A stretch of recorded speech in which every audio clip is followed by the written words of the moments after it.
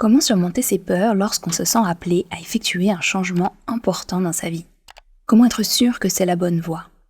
Pourquoi notre âme nous pousse-t-elle à vivre ce changement? Que cherche-t-elle? Dans notre vie, nous sommes à certains moments confrontés à un tournant. Nous menions une vie avec un rythme de croisière plus ou moins stable et puis, subrepticement ou alors peut-être avec un grand vacarme, nous voilà appelés à effectuer un changement important. Que ce soit une séparation, une reconversion professionnelle, un déménagement important, quoi que ce soit, lorsque ça arrive, c'est généralement la panique à bord. Tout d'un coup, les peurs s'éveillent avec force, il peut y avoir des doutes qui nous tourmentent l'esprit. Est-ce que c'est la bonne voie, oui ou non? Est-ce que je fais les choses correctement, etc. On peut aussi voir des croyances limitantes qui remontent à la surface. Parfois aussi, c'est l'avis peu encourageant de notre entourage, de notre environnement extérieur. Bref, comment est-ce qu'on fait face à tout cela? Et si c'était une chimère, finalement, cet appel au changement, comment naviguer les eaux troubles de ces périodes de transition délicates? C'est ce que nous allons voir aujourd'hui. Bienvenue sur le podcast à haute vibration, qui vous aide à remettre du sacré dans votre quotidien. Ici, je vous accompagnerai dans votre évolution personnelle et spirituelle, afin de vivre une vie alignée, connectée et un peu plus magique. Je suis Jenna Blossoms et ma mission est de rendre la spiritualité accessible. Je suis auteure de plusieurs livres et de jeux de cartes oracles, enseignante spirituelle et créatrice de méditations guidées pour éveiller la conscience et transformer sa vie.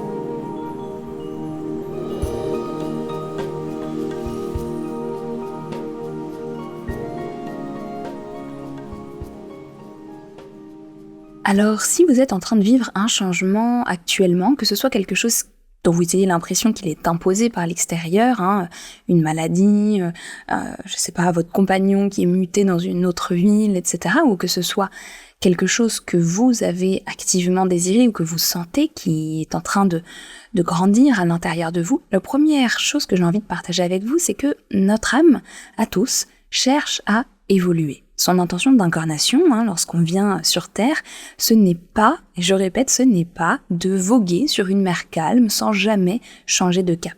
C'est de partir à la rencontre des éléments, de naviguer certaines tempêtes, de trouver sa force, de changer de direction, d'explorer les eaux imprévisibles de la vie.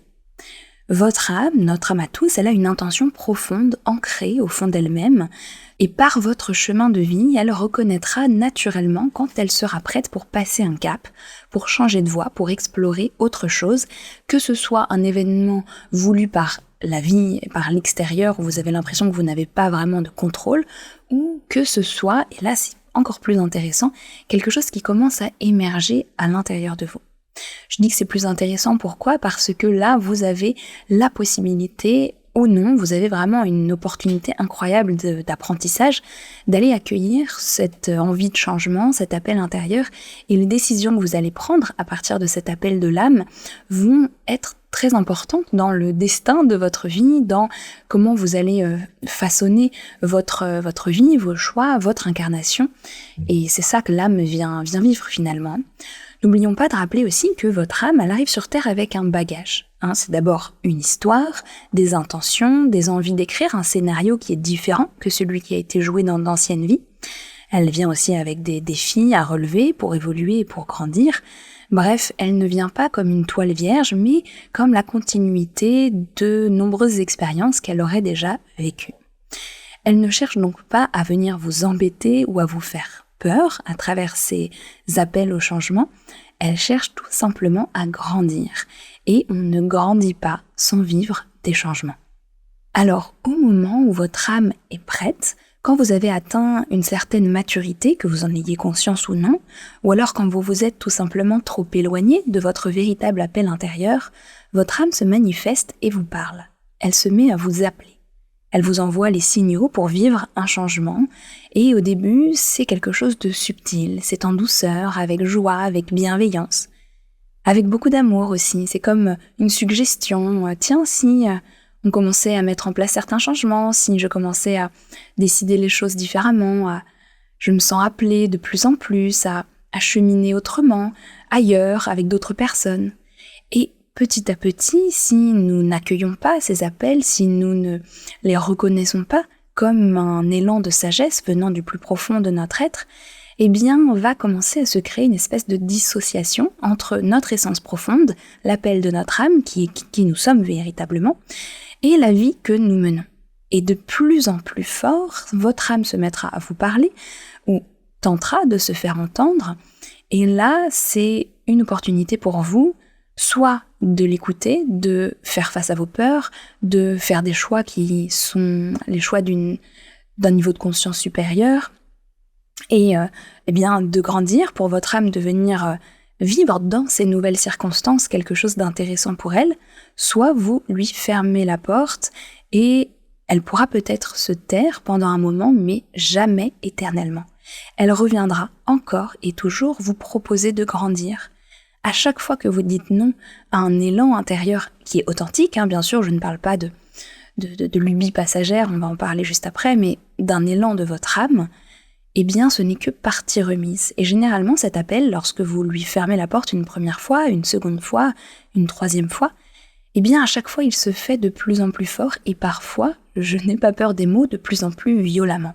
C'est-à-dire que lorsque vous commencez à consciemment réaliser qu'il y a un appel au changement mais que vous choisissez de le taire, eh bien vous vivez dans une dissociation entre votre âme et votre personnalité qui est extrêmement délicate et même douloureuse à vivre pour tout l'être que vous êtes. Tout d'un coup, il y a une espèce de grand écart intérieur entre deux parties de vous, la partie la plus sage, la plus élevée, la plus lumineuse, et la partie incarnée, la partie qui certes, dans son ego, a des peurs, a des croyances, a des difficultés, mais qui doit bouger, qui doit s'adapter, qui doit évoluer, qui doit se transformer pour rester congruent, pour rester cohérent avec cet appel intérieur. Autrement, ça devient véritablement douloureux et on le voit souvent, il peut y avoir des maladies qui émergent, il peut y avoir des sentiments d'insatisfaction profonds, des dépressions, toutes sortes de choses en fait qui viennent émaner de cet écart, cette dissociation entre qui nous sommes vraiment et la vie que nous sommes en train de mener.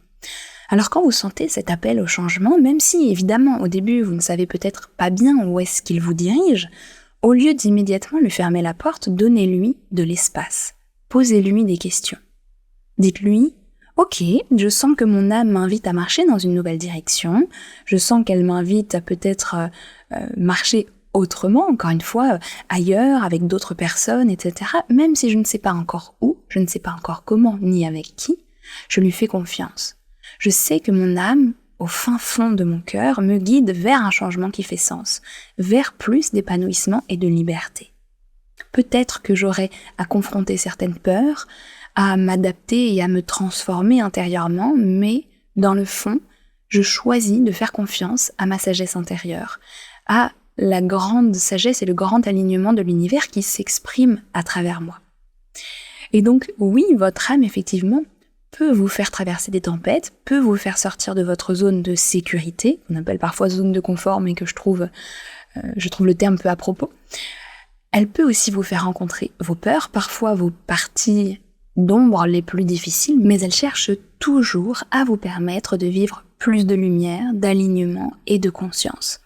Absolument toujours. Parce que cet appel au changement, il va grandir, il va évoluer, il va prendre de la place doucement à l'intérieur de vous et vous recevrez les guidances, un pas après l'autre. Vous recevrez les idées au fur et à mesure. Le chemin vers cette nouvelle réalité, c'est aussi la voie de l'apprentissage. C'est un chemin initiatique d'évolution qui est désiré par votre être profond. Et plutôt que de suivre votre mental qui cherche à avoir d'une part toutes les garanties, toutes les réponses à ses questions, alors qu'il n'a même pas encore fait un pas devant l'autre, le chemin initiatique d'évolution, c'est celui d'avancer, parfois avec de l'incertitude et une part aussi d'inconfort intérieur, mais qui est justement la raison même pour laquelle nous sommes appelés au changement, la raison même pour laquelle nous avons besoin de nous mouvoir dans notre vie, de cheminer pour évoluer, parce que c'est dans chacun de ces pas qui vont être l'expression peut-être de votre foi, de votre confiance en vous, de votre résilience, de votre courage. C'est à chaque fois que vous allez faire un de ces petits pas intérieurs que vous allez écrire une histoire différente pour votre âme, que vous allez ancrer dans les annales de votre histoire, de votre chemin personnel, eh bien, un scénario, un script plus lumineux, plus conscient, plus vibrant, et qui fait que vous allez, à la fin de votre vie, eh bien, grandir et vous dire, mais oui, dans cette vie, j'ai su cheminer, j'ai su faire face à certaines de mes peurs et je sens que j'ai pu relever les défis qui m'ont été proposés par la vie.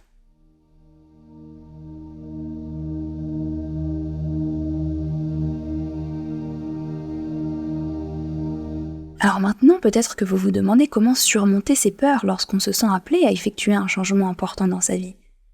Bien sûr, lorsqu'on ouvre son esprit et qu'on commence à accueillir cet appel, cette volonté de changer, eh bien arrive tout naturellement un processus que sans doute vous connaissez bien, les peurs.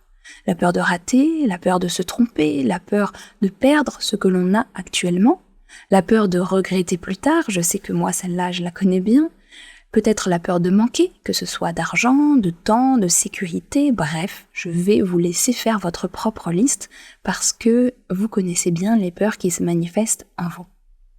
Rappelons d'abord que les peurs ont un rôle important. Elles nous protègent. Ce ne sont pas des horribles démons, des choses à combattre à l'intérieur de nous. Elles ne cherchent pas à savoir si c'est juste ou non. Elles cherchent simplement, dans tout changement, dans toute part d'inconnu ou de nouveauté, ce qui pourrait nous mettre en difficulté.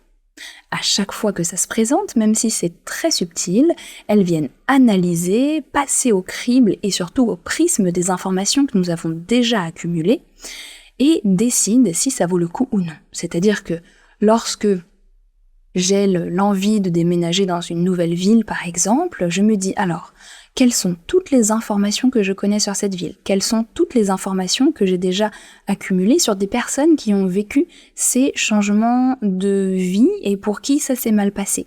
Quelles sont toutes les informations que j'ai à propos de moi et qui me confirment peut-être que j'ai de la difficulté à m'adapter, que par le passé j'ai déjà raté certains changements de vie où j'ai eu l'impression de me tromper?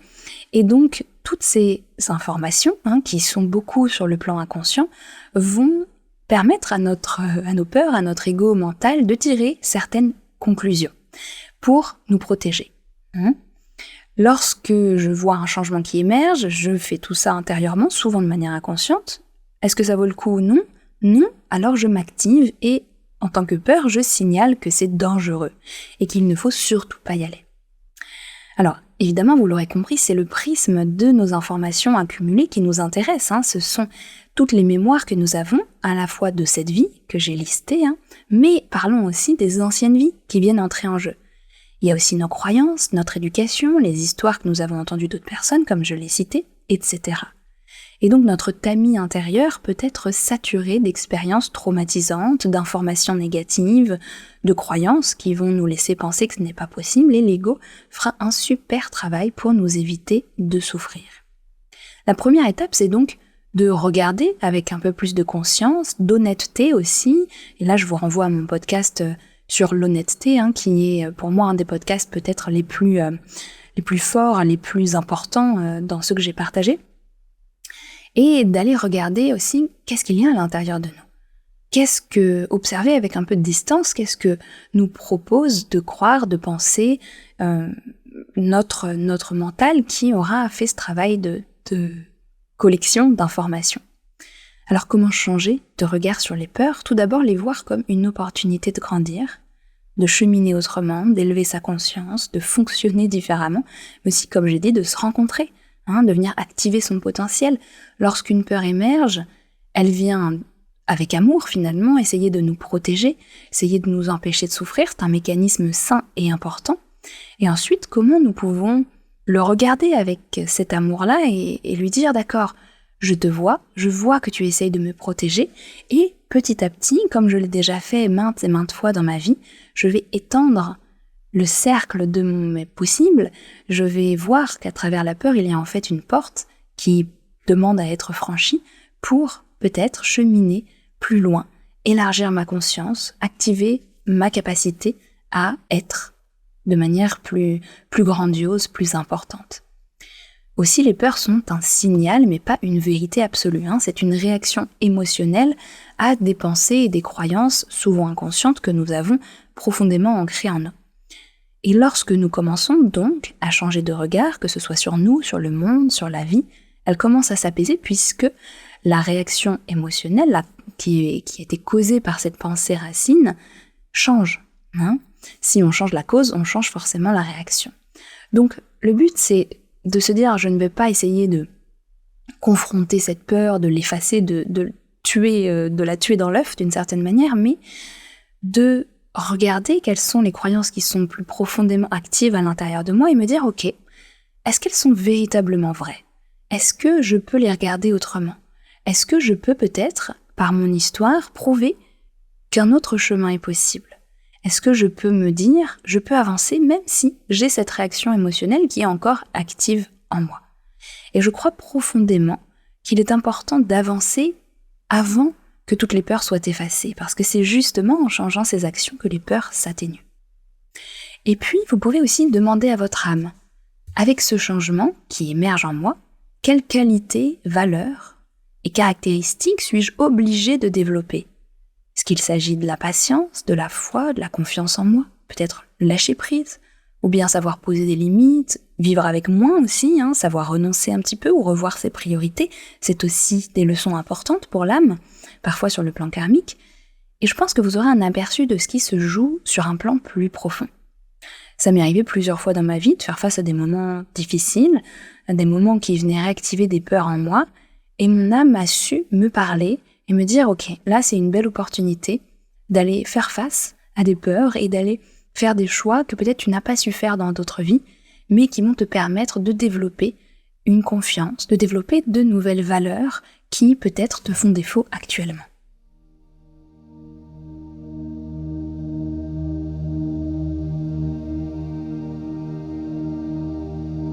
Enfin, comment être sûr que c'est la bonne voie? Si vous avez fait un certain travail intérieur, vous devriez déjà sentir que cette question est moins forte en vous. Déjà peut-être dans ce podcast, vous devez vous sentir plus en sécurité. Cette question existe juste comme la conséquence d'une de vos peurs, c'est-à-dire je dois avoir toutes les garanties que c'est le bon choix, la bonne décision, que je ne vais pas regretter, que oui c'est bien ça, comme s'il y avait une seule décision, une seule voie possible pour nous. Alors en général on demande des signes, on se questionne sans cesse, on fait des projections sur l'avenir et le doute pèse, prend dans la place dans notre tête et nous vide d'une partie de notre énergie vitale. Déjà, est-ce qu'il n'y a qu'une seule et unique bonne décision? Et je ne crois pas, en réalité, et ma vision des choses, c'est que, certes, si parfois nous avons l'impression que nous devons répondre oui ou non à une proposition, par exemple, en réalité, il y a une infinité de choix possibles devant nous. Quitter un travail peut se faire de 50 façons différentes, on peut ouvrir la discussion, et quand on veut se séparer, il n'y a pas qu'un seul modèle de séparation, il peut y avoir une infinité de manières de le faire. Lorsqu'on déménage ou qu'on met sa maison en vente, par exemple, on peut le faire à son rythme. Dans tout le champ des possibles, il y a une infinité de chemins empruntables. Et dans cette infinité de chemins, la différence entre ce que nous appelons les bonnes et les mauvaises décisions, c'est simplement que il y a des choix qui sont plus ou moins alignés avec notre âme. Certains sont vraiment l'émanation de notre âme et collent profondément avec notre alignement intérieur, et certains sont plutôt éloignés, sont plutôt en dissonance avec notre vibration intérieure. Mais comme pour un espèce de volume intérieur, ça peut être plus ou moins fort et il n'y a pas de fonctionnement binaire pour l'âme, il y a simplement à chaque choix, à chaque pensée, à chaque action de vie, une infinité de chemins de vie, de lignes temporelles qui s'ouvrent devant nous. Ensuite, quand on pose l'intention de suivre son âme, d'écouter vraiment cette sagesse, même si, encore une fois, on ne sait pas forcément par où commencer et on ne sait pas où est-ce que ça va nous mener, eh bien c'est un petit pas après l'autre. Parfois, c'est vrai, il y a une grande marche qui est franchie, il y a un moment charnière qui vient rebattre les cartes d'une certaine manière et effectivement nous permettre de vivre un grand changement. Par exemple, quand j'ai lancé mes projets, au tout début, mon activité que vous connaissez aujourd'hui si vous êtes ici, eh bien, pendant un temps, c'est vrai que j'ai absolument tâtonné sans savoir où j'allais. Au tout début, je faisais simplement des partages avec aucune vision long terme, simplement en écoutant l'appel de mon âme, l'appel de mon cœur qui résonnait tout d'un coup si fortement en moi. Quand j'ai décidé de quitter mon lieu de vie, par exemple, en 2022, je ne savais pas où j'allais, je suis restée nomade avec mon mari pendant 6 mois avant de ressentir l'envie de m'installer où je suis actuellement. Et je n'aurais jamais pu imaginer, jamais anticiper, même si parfois même ça m'avait traversé l'esprit la Thaïlande, parce que mon mari avait déjà vécu par exemple, eh bien, pour autant, à l'époque, ça me paraissait pas possible, je ne le considérais même pas. Quand, par exemple, il y a plusieurs années en arrière, je m'étais séparée d'un de mes compagnons, et bien là aussi, j'avais écouté un appel intérieur sans savoir où ça allait me mener, mais je sentais que ça me guidait dans une direction qui était tout à fait juste et alignée, même si évidemment, c'est pas toujours évident. Donc quand on commence à mettre de côté les scénarios négatifs qui se projettent, à essayer de vouloir avoir le chemin entièrement tracé devant soi, qu'on met aussi de côté ne serait-ce qu'un temps les peurs de se tromper, même si on fait peut-être un exercice pendant 1 minute, si je mettais de côté toutes mes peurs et mes croyances négatives, eh bien tout d'un coup on peut commencer à entendre l'appel de notre âme. Même si c'est un petit pas, même si c'est un murmure, même si c'est un tout petit changement. Même si on sent que ça va nous mener dans une direction que nous n'avions pas prévue, qui nous mettra au défi ou qui nous fera travailler intérieurement. On respire, on fait confiance à cette volonté intérieure, à cette sagesse qui essaye de s'exprimer en nous tout à coup, à cette voix qui s'élève dans notre cœur. Et on chemine, parce que je crois aussi que c'est important de parler du courage spirituel. Oui, c'est important de rappeler que le chemin spirituel, ce n'est pas uniquement des petits papillons, de la joie de vivre et du bonheur, c'est aussi un chemin de courage, un chemin de résilience, un chemin qui nous amène à confronter des parts de nous difficiles, des situations de vie, si ce n'est délicates, parfois extrêmement vulnérabilisantes, des épreuves, mais c'est aussi pour ça que nous sommes venus nous incarner. Et qui sommes-nous sans cette voix de notre âme ? Nous sommes un robot, nous sommes une machine peut-être, mais c'est cette conscience intérieure, cette envie de changer qui nous rend vivants, qui nous fait grandir. Et la vie n'est-elle pas une merveilleuse opportunité d'évoluer, d'expérimenter, de voir tout ce que l'on peut être ? Comment est-ce qu'on peut vivre différemment de ce qui était prévu si on avait fait confiance au scénario initial de notre existence ? Et je vous pose la question, un livre n'est-il pas plus intéressant quand il y a des rebondissements et une évolution du personnage ? Alors la bonne voie, c'est celle de votre âme, de votre cœur, de votre sagesse intérieure qui vous guide, non pas en vous dictant quoi faire, en vous punissant ou en vous forçant à aller vivre des choses difficiles, mais en vous invitant, avec douceur et amour, un pas après l'autre, à vous transformer.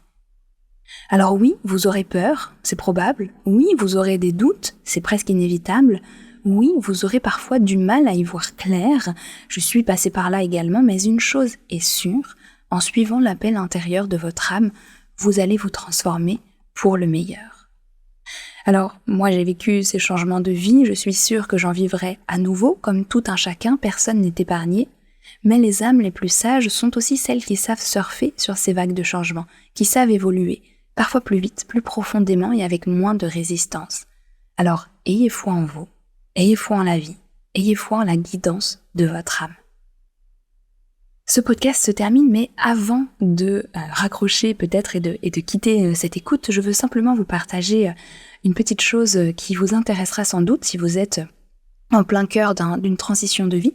J'ai récemment créé un coffret de 7 ateliers très complets qui s'appelle « Osez vous lancer », où à chaque fois je réunis des pratiques méditatives, des exercices, des clés profondes pour vous accompagner dans cette transition. Et là, il y a 7 ateliers, donc c'est très riche. Dans ces ateliers, vous aurez déployé son potentiel pour réussir ses projets, transformer ses croyances limitantes pour un futur lumineux, oser sortir de sa zone de confort, dépasser la peur de l'échec, se détacher du syndrome de l'imposteur, un atelier spécial qui s'appelle « Oser se lancer » pour ceux qui sont vraiment au bord du gouffre d'un changement de vie, qui ont encore quelques blocages, et puis manifester ses désirs avec facilité. À chaque fois, ce sont des ateliers très complets, qui pour moi sont des formations complètes, avec des fiches mémo pour les ateliers, et qui sauront vous accompagner, vous prendre par la main, et être peut-être la guidance spirituelle, la guidance aussi thérapeutique, on va dire psychologique, dont vous pouvez avoir besoin pour vous accompagner dans un grand changement de vie, qu'il soit professionnel, relationnel ou tout simplement dans votre manière de vivre. En ce moment, puisque c'est tout nouveau, ces ateliers sont à tout petit prix, donc on vous mettra les liens de ce coffret d'atelier juste en dessous de ce podcast, dans la barre d'information, dans la description. C'est pour moi une façon aussi de vous accompagner en plus grand nombre. J'espère que ça vous inspirera et que ça vous plaira. Mon but, c'est de venir aussi vous aider à activer tout votre potentiel d'âme dans cette vie. Vous le savez, je partage à la fois des choses gratuites et des choses payante pour continuer aussi de financer tous ces partages et tout le travail que nous faisons avec mon équipe. Voilà pourquoi il y a aussi des propositions pour les personnes qui veulent aller plus loin. Et puis enfin, bien sûr, si vous avez aimé ce podcast, d'une part, si vous pensez qu'il peut aider quelqu'un qui en a besoin actuellement, qui vit un changement de vie, n'hésitez pas à lui partager. Mais n'hésitez pas aussi à vous abonner si vous êtes sur une plateforme de podcast, à le noter. Si vous êtes sur YouTube, eh bien, à mettre un petit like ou un petit commentaire comme toujours. Et sachez que je vous ai préparé un autre épisode sur le thème du contrôle qui viendra bientôt et qui vous aidera, je pense, sur votre chemin. Surtout si vous avez du mal à lâcher vos peurs et vos modes de fonctionnement, peut-être que ce sera un autre épisode intéressant pour vous. Voilà, je vous remercie du fond du cœur de m'avoir écouté jusqu'ici. Je vous souhaite quant à moi une magnifique transition de vie, de beaux changements guidés par votre âme et je vous dis à très bientôt pour un prochain épisode lumineux.